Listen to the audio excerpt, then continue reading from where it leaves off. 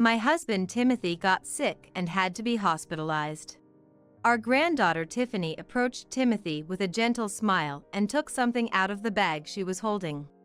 "Grandpa, get well soon." It was a craft Tiffany had made. "Tiffany!" Timothy received it with a surprised look, and the next moment he tore it up as if he had realized something. "Wait, what are you doing, Timothy? Don't trample on Tiffany's feelings." But Timothy's eyes were cold. "Michelle, you don't get it?" "What?" Prompted by Timothy, I also took the craft in my hands.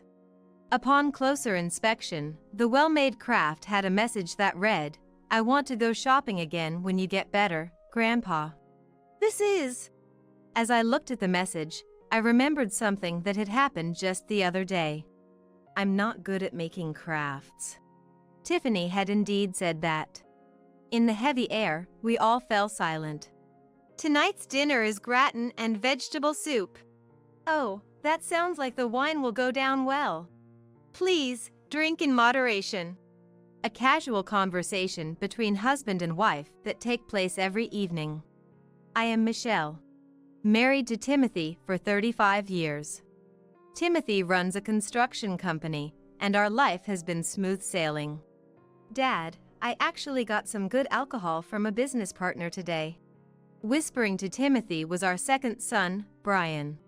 Brian had spent several years abroad saying he wanted to study architecture during his college days, but now he lives with us. "That's my son. Let's have some right away." "Oh, Brian, don't spoil Dad too much." "Of course, I know."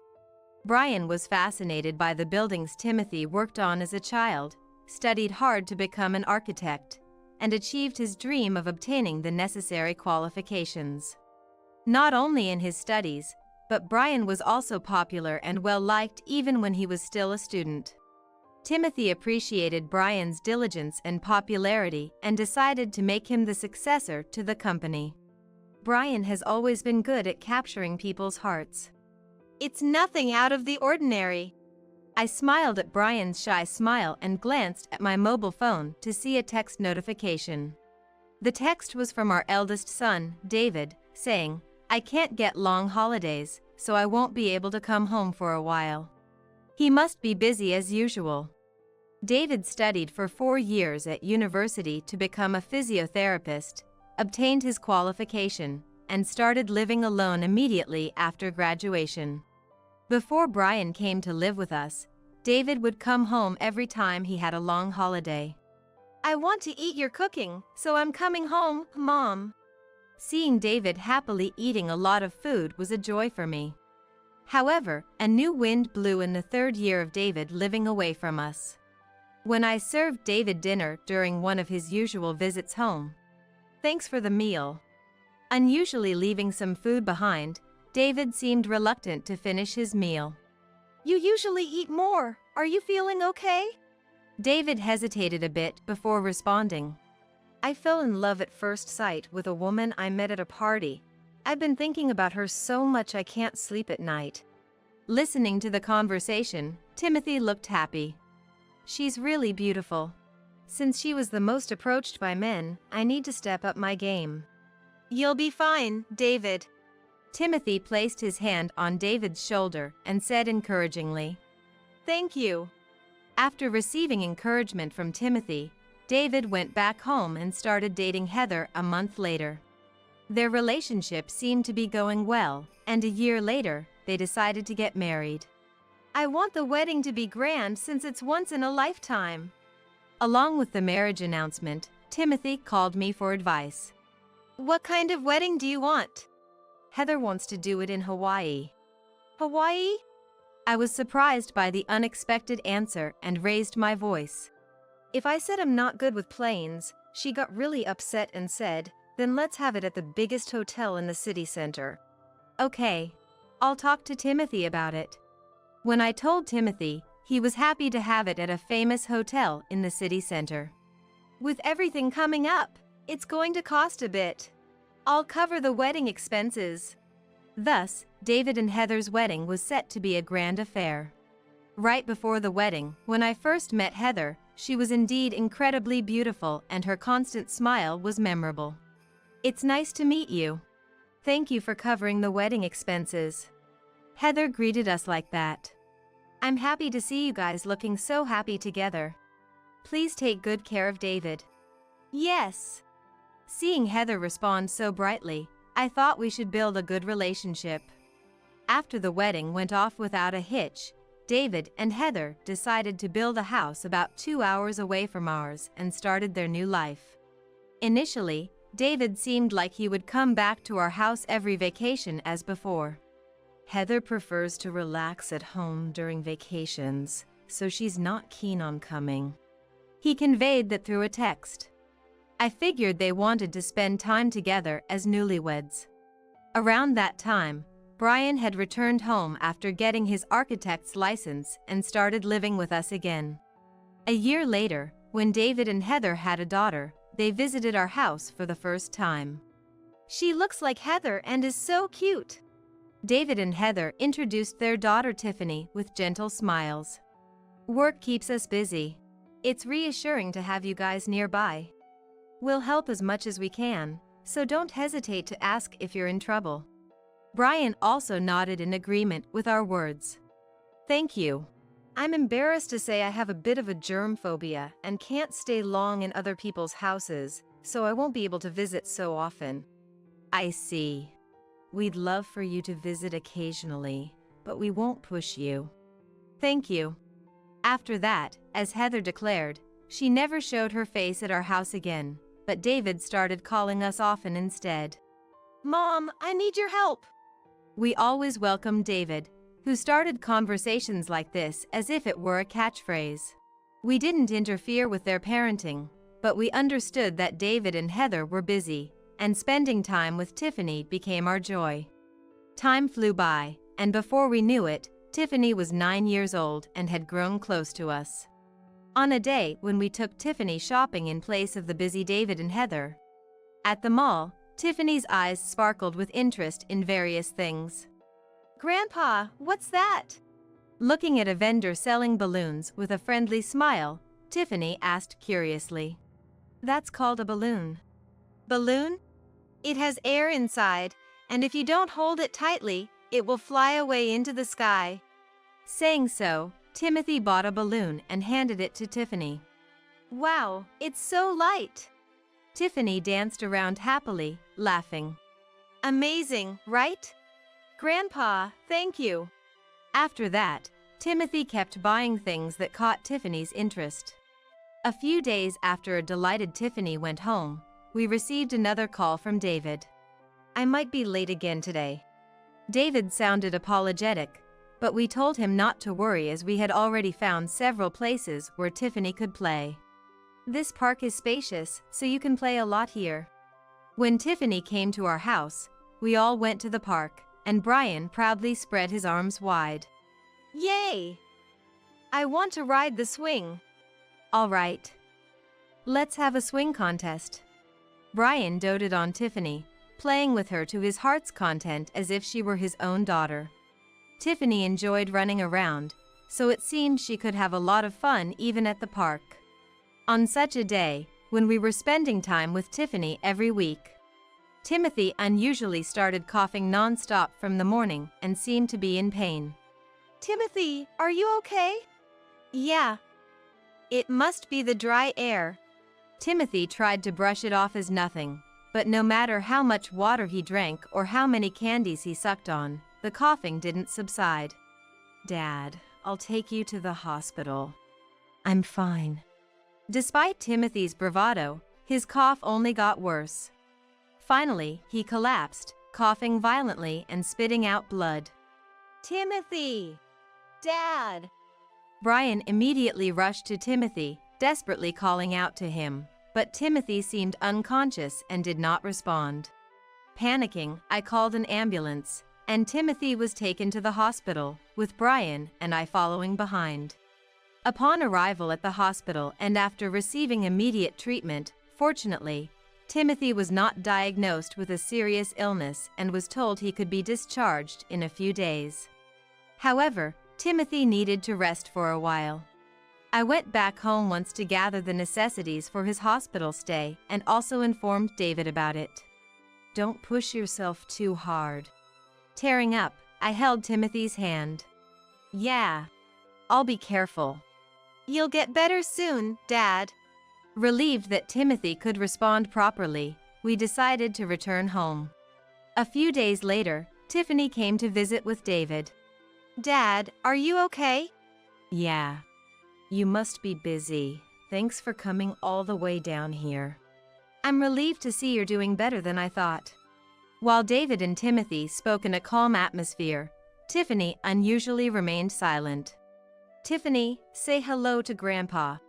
Usually, Tiffany would greet us with a flower-like smile the moment she saw us, but even when prompted by David, she wore a stern expression. Thinking that Tiffany might be nervous because it was her first time in a hospital, I cheerfully said to her, Tiffany, you're wearing a lovely dress today. Tiffany was wearing a dress I had given her as a Christmas present. Thank you. Seemingly distracted by the compliment on her dress, her stern expression finally faded. Then Tiffany smiled, took a step towards Timothy, and took something out of the bag she was holding.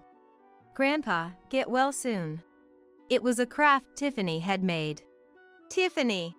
Timothy received it with a surprised look, and the next moment, he tore it up as if he had realized something. What? Wait! Timothy, what are you doing? Don't trample on Tiffany's feelings.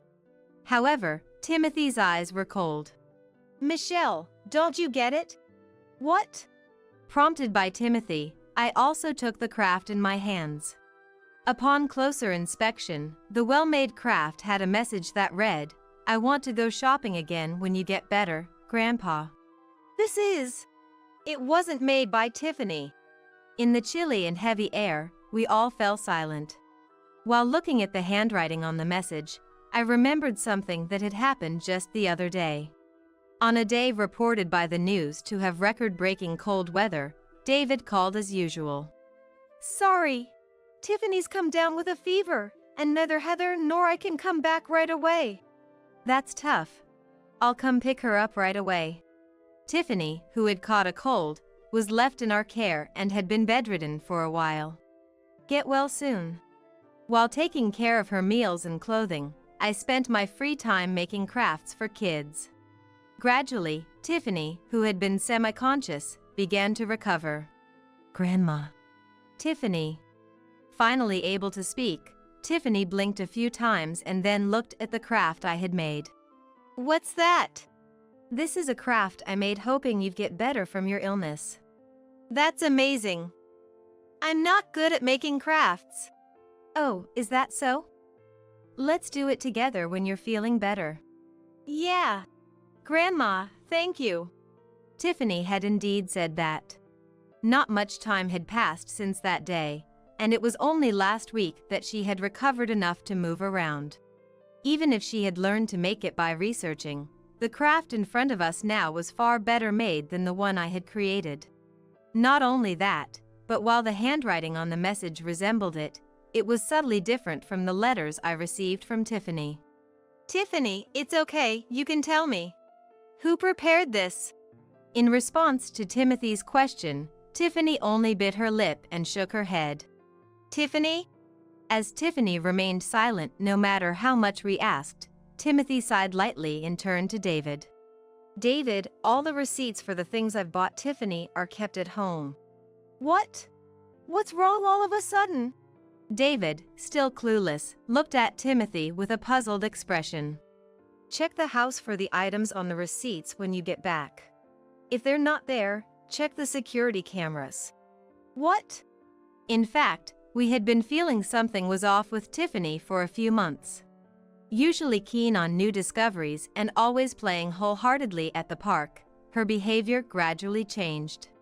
On a pleasantly sunny day, when we planned to take Tiffany to the park as usual. Grandpa, the park is boring. We were surprised because Tiffany had never been reluctant to go to the park before. Tiffany, are you feeling unwell? No, I just want a new toy. What about the play kitchen we got you last time? That's not fun anymore. Tiffany, who had never been whiny or demanding before, made us think something was really up. I see. Maybe Tiffany has outgrown it, or it's not suitable for her age. Initially, Timothy, facing Tiffany's first act of whimsy, indulgently bought her a new toy. However, Tiffany started to complain more frequently after that. Grandpa, I already finished that game you got me last time. Really? But it's only been a week. I think you might be playing too much games. We usually didn't comment on David's parenting style, but this made us question it. Did you enjoy the game that much? Yes. All right then, Tiffany, pick whatever you want next. Timothy, indulgent with Tiffany, bought her a new game even then.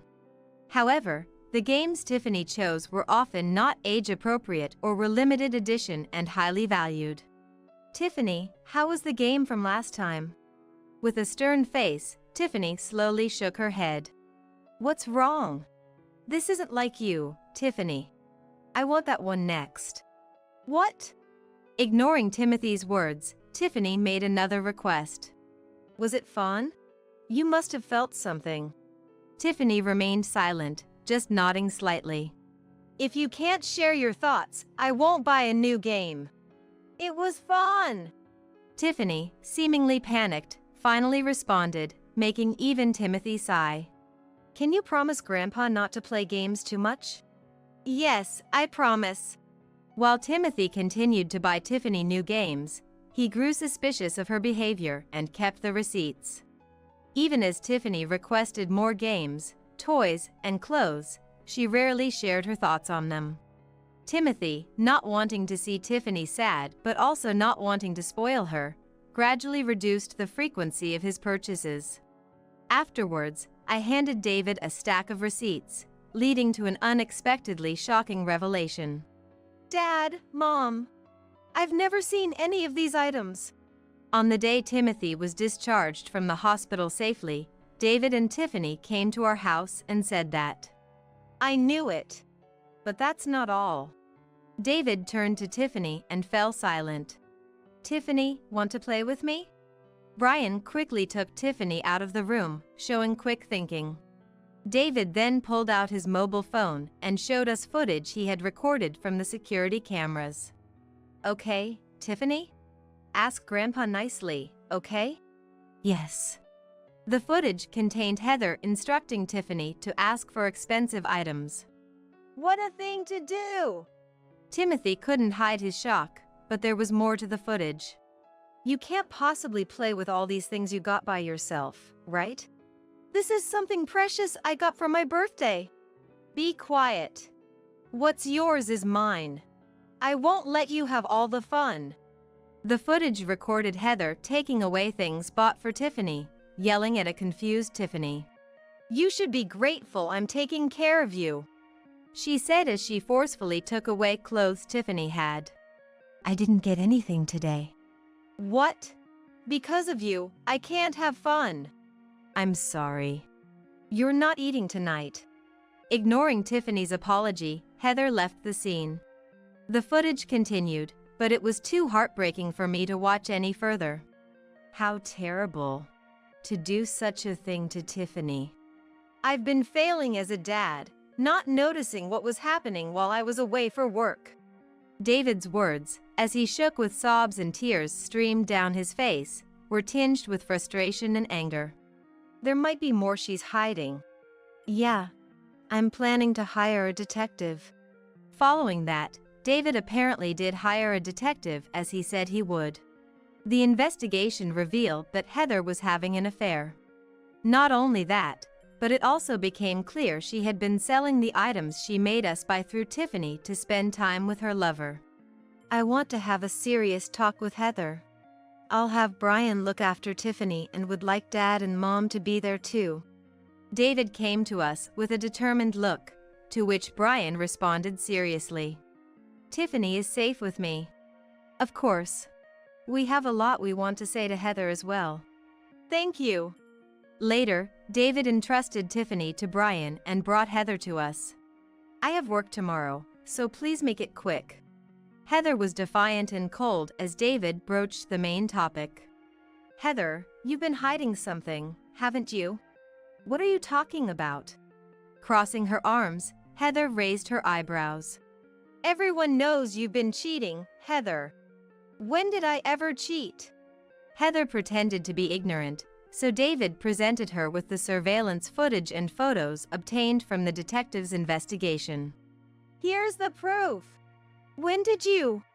Confronted with the evidence, Heather showed a moment of disturbance. You're doubting me? In this day and age, such things can be fabricated. Heather's desperate excuse was met with David lining up evidence after evidence. I don't have the time to fabricate this much evidence. Just admit it already. The evidence piled up on the table was overwhelming. Glaring at the evidence resentfully, Heather finally opened her mouth. I thought marrying the son of a big construction company would let me live in luxury. Heather finally spilled her true feelings. But once we got married, I was told Brian was going to be the successor. I told you from the beginning I wasn't going into construction, so you can't blame me for your assumptions. That's not all. I was hoping to live with you in your parents' home in prime location, but because of Brian, I couldn't. Heather had been planning to move in with us upon marrying David, especially since Brian was abroad at the time. I had my sights set on it. Hearing Heather mutter this left us speechless with disbelief. Dad, Mom, and Brian have supported my dreams, allowing me to leave my parents' house and do as I please. You don't make enough money. Glaring at David, Heather raised her voice. I couldn't stand Tiffany getting more allowance and toys than me. She had been taking the allowance we gave Tiffany and selling the toys for money to spend with her lover. I thought I'd live a carefree life, but I've been made to feel so miserable and my dissatisfaction exploded. Heather spoke as if David was to blame, prompting him to sigh deeply. You spend too much. We could live comfortably without the wasteful spending. I can't forgive having to have our wedding in such a desolate place when I wanted it in Hawaii. Desolate? It's the biggest wedding venue in the States. It was clear from her words that Heather had been after David's money from the start. Timothy frowned deeply, holding his head in his hands. I couldn't stand it any longer. The toys for Tiffany have also decreased recently. It's clear they weren't for Tiffany's sake. I wasn't foolish enough to keep buying them. Timothy clenched his fists tightly, struggling to contain his anger at Heather for exploiting their child for luxury. I had no choice but to pretend Tiffany made them to please Timothy, but that backfired. Don't joke around. Dad isn't here to provide money for you. David stood up, anger evident in his demeanor as he faced Heather. What you did is purely selfish. Heather appeared frightened by David's rare outburst. I can't take it anymore. I'm going to divorce you. Seeing David's intensity, I instinctively spoke up, realizing things were getting out of hand. What Heather did is inexcusable. Exactly. Although I understand how you feel, David. I urged David to sit down before continuing. Even if Heather's ties with us are cut, she is still Tiffany's mom. I spoke to Heather in a lecturing tone. Despite being scolded and having things taken from her, Tiffany never mentioned Heather's name. It must have been hard. Heather seemed to take my words to heart, as if waking up from a trance after hearing David's shouting. Think about Tiffany's feelings. Yes. I imagine Tiffany must have felt lonely, seeing Heather preoccupied with her own interests. Heather's strong demands and Tiffany's desperation for acknowledgement might have led to the escalation of her behavior. I chose not to express this directly, hoping Heather would come to realize it on her own. However, seeing Heather's sincere reaction made me decide to share something I had been hesitant to say. Also, Heather, and you too, David. There's something I want to tell you both. What is it? About the craft. I knew right away it wasn't Tiffany's work. I wouldn't have known, I'm sorry. Scratching his head, David apologized. In fact, we often received letters from Tiffany.